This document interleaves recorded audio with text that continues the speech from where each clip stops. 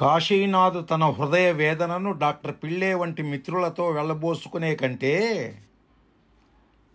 శ్రీ సాయికే మొరపెట్టుకుని ఉండవచ్చు కదా అని కొందరు కనిపించవచ్చు. నిజమే, కాశీనాథ్ ఒక్కసారి కాదు, తరచూ బాబాతో తన పరిస్థితిని గూర్చి మొరపెట్టుకుంటూనే ఉండేవాడు. కాశీనాథును తరచూ మసీదుకు రావద్దని బాబా ఆజ్ఞాపించిన కారణంగా బాబా లెండికి వచ్చేటప్పుడు దారిలో ఆయన దర్శించి తన ఇక్కట్లు వినిపించేవాడు. బాబా అతడు చెప్పినదంతా సానుభూతితో విని, అలా డేలా పడకు, నేనెప్పుడు నీతోనే ఉన్నాను, ఇప్పుడు నీవెంత కష్టపడితే ముందు అంత సుఖపడతావు, ప్రపంచమంతా ఒక ఎత్తు, నీ ఒక్కడివే ఒక ఎత్తు అనేవారు బాబా. కానీ బాబా మాటలు కాశీనాథ్కు ఏనాడు సరిగ్గా బోధపడేవి కావు.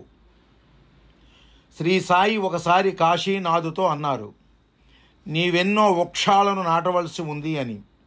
అలాగే బాబా, ఖండోబా గుడి ప్రక్కన కొంత ఖాళీ స్థలం ఉంది, అక్కడ ఏం మొక్కలు నాటమంటారు, తులసి మొక్కలు నాటనా అని అడిగాడు కాశీనాథ్. దానికి ఒక పసివాణ్ణి చూచినట్లు కాశీనాథ్ కేసి చూస్తూ బాబా నవ్వుతూ ఇలా అన్నారు, ఏమిటి, తులసి మొక్కలు నాటుతావా?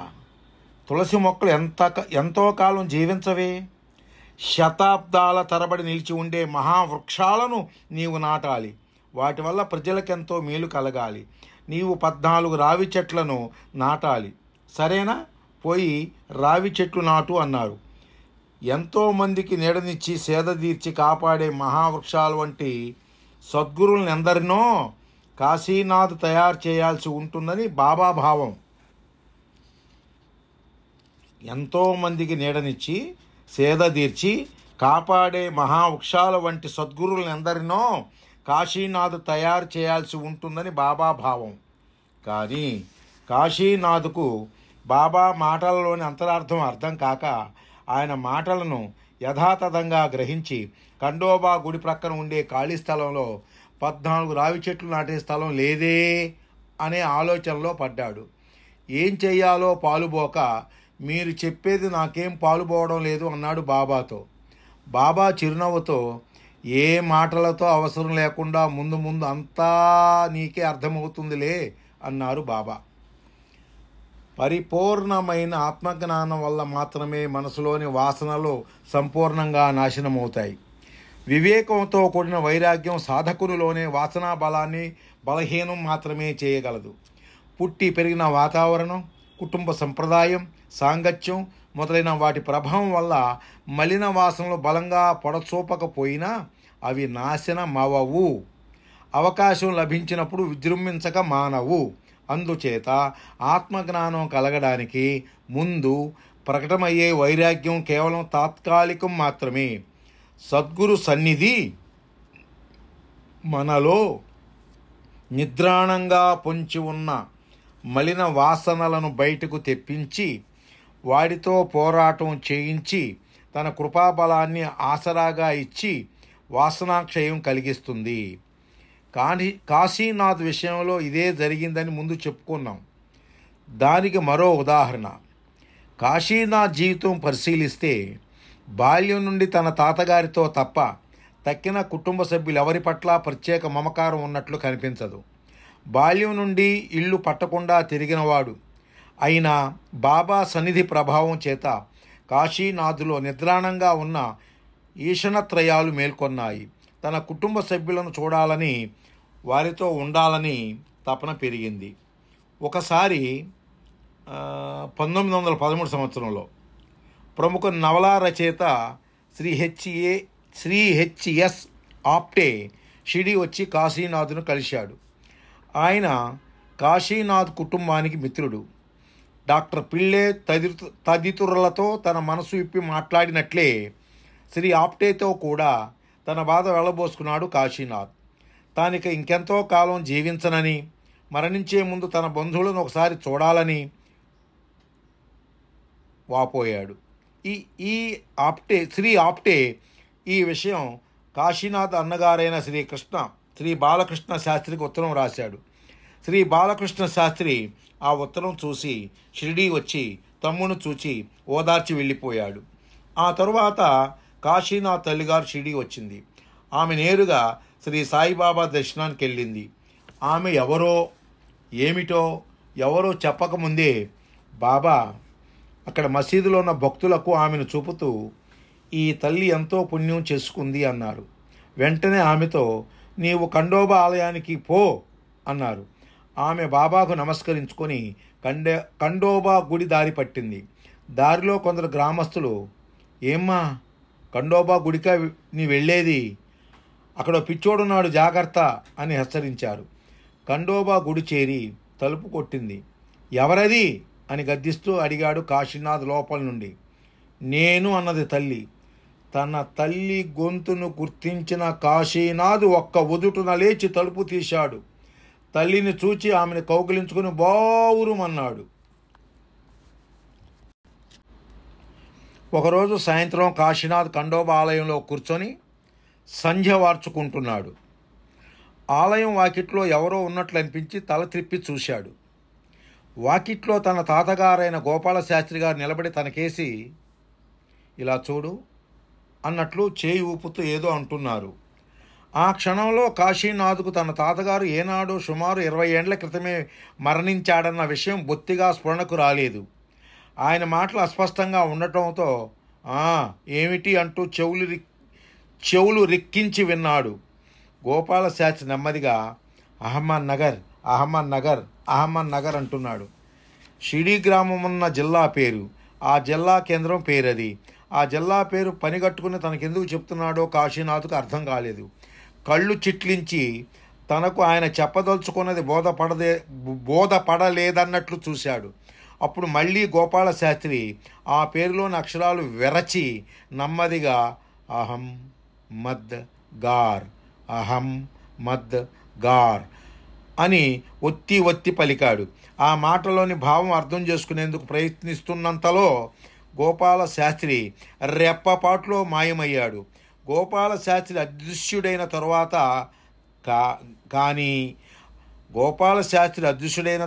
కానీ కాశీనాథ్కు స్ఫురణకు రాలేదు. తన తాతగారు ఏనాడో మరణించారని, తనకు కనిపించింది ఆయన ప్రేతాత్మ అని. ఆ విషయం స్ఫురించగానే భయంతో దిగ్భ్రాంతితో కొంచెం సేపు చలించిపోయాడు. కొంతసేపటికి తేరుకొని ఆలోచించేసరికి తన తాతగారి మాటలోని మర్మం బోధపడింది. అహంకారం, మదము, కామము, ఈ రెండు గార్ అంటే విషప్రాయాలని ఆయన చెప్పదలుచుకున్నట్లు స్ఫురించింది.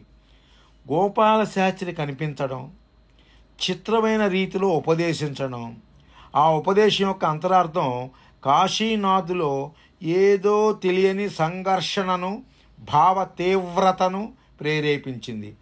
ఆ భావ సంఘర్షణ నుండి బయటపడడానికి తన తాతగారు చేసిన ఉపదేశాన్ని ఒక మహామంత్రంగా నిరంతరం జపిస్తూ మననం చేసుకోసాగాడు. ఖండోబా ఆలయంలో ఉన్న బయట ఎక్కడకు పోయినా నిలుపకుండా అహ్మద్ నగర్ అని ఉచ్చరిస్తూ ఉండేవాడు. ఆయన అలా చేయడానికి వెనుకగల కారణాలు తెలియని ప్రజలు అతడి పిచ్చి బాగా ముదిరిందని భావించి నవ్వుకునేవారు. అయితే అహంకార మమకారాలు, మదమత్సరాది అర్షడ్వర్గాలు, విషయ వాసనలు సాధకునికి విషప్రాయాలనే విషయం ఆధ్యాత్మిక విద్యలో ఆల వంటి ప్రాథమిక పాఠాలు. సుమారు 20 సంవత్సరాల పాటు తీవ్ర యోగాభ్యాసంలోనూ వివిధ సాధనలలోనూ గడిపిన కాశీనాథ్కు అహం మద్ గార్ అనే సూత్రం కొత్తగా తెలుసుకుంటున్న సత్యమేమీ కాదు. అయినప్పుడు సాధనలో అంతటి పరిణితి పొందిన స్థితిలో వైరాగ్య బోధకమైన ఇంత సామాన్య పాఠం కాశీనాథ్ హృదయంలో అంతటి అలజడిని ఎందుకు రేపింది? శ్రీ సాయి సన్నిధిలో సాధన చేసుకుంటున్న కాశీనాథ్కు ఆ ఉపదేశం బాబానే చెయ్యొచ్చు కదా. దానికి మారు తన తాతగారు కనిపించడంలో అంతరార్థం ఏమిటి? అది బాబాకే ఎరుక. కాశీనాథ్ మొదటి నుండి సంపదలను అనుభవించిన వాడు కాదు. తాను అనుభవించిన పేదరికం తెలియకుండా ఆయన అంతరంగంలో ఒక లేమిని సృష్టించి ధన సంపాదనపై మోహాన్ని పెంచింది. అమరావతిలోనూ నాగపూర్లోనూ వైద్య వృత్తి ద్వారా ఎంతో ధనం సంపాదించాడు కూడా. కానీ డబ్బు సంపాదించే కొద్దీ దానిపై వ్యామోహం, ఆశ ఇంకా ఇంకా ఇంకా పెరుగుతుందే తప్ప తరగదనే సత్యం కాశీనాథ్ విషయంలో రుజువైంది.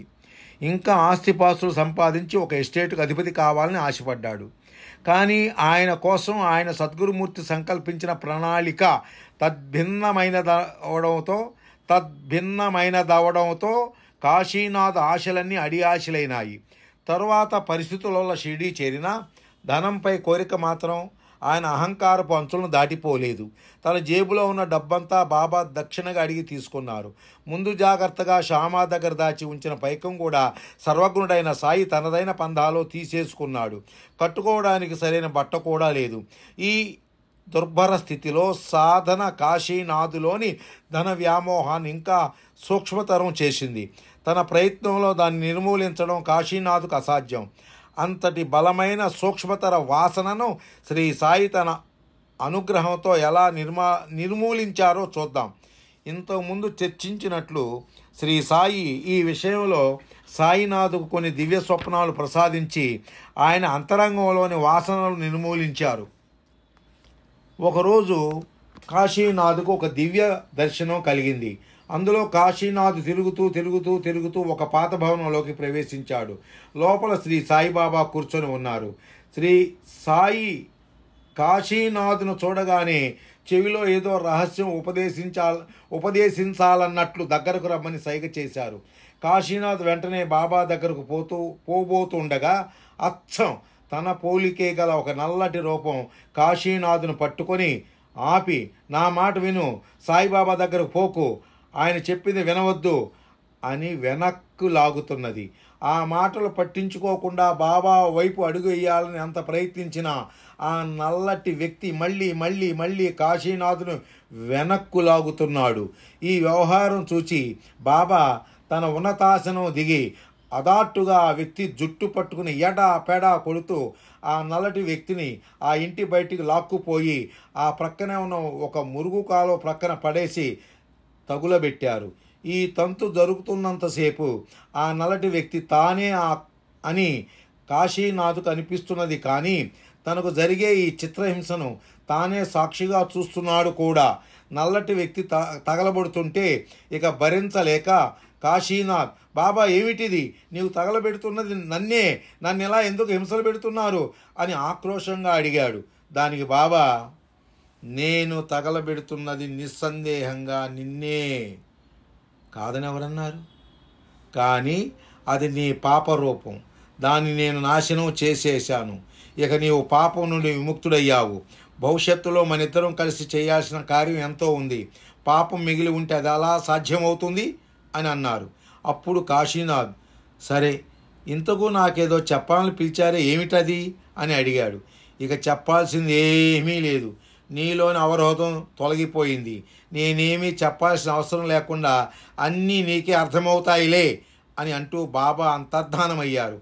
ఆ వెంటనే శ్రీ సాయిబాబా గురువు కనిపించి కాశీనాథ్ పాదాలపై తమ తల ఉంచి నమస్కరించారు. తన పరమ గురువు అలా చేస్తుంటే కాశీనాథ్ భయంతో చచ్చిపోయాడు. దిగ్భ్రాంతితో నిశ్చేష్టుడయ్యాడు. ఈ జరుగుతున్న వ్యవహారమంతా తనను పోలిన మరో రూపం గమనిస్తున్నట్లు తోచింది.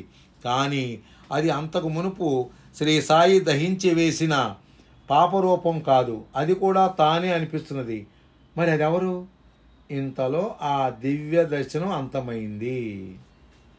మరోసారి కాశీనాథ్కు ఇంకొక దివ్య దర్శనం కలిగింది. అందులో శ్రీ సాయిబాబా తనను ఎన్నో అంతస్తులు గల ఒక పెద్ద భవనం పైకి తీసుకెళ్ళి అక్కడ వదిలేశారు. ఆ పరిసరాలను గమనిస్తూ కాశీనాథ్ ఒక అంధకార మందురమైన అగాధం ప్రక్కన నిలబడ్డాడు. హఠాత్తుగా అందులోంచి ఒక నల్లటి చెయ్యి పైకొచ్చి కాశీనాథ్ కాళ్ళు గట్టిగా పట్టుకొని ఆ అగాధంలోకి గుంజసాగింది.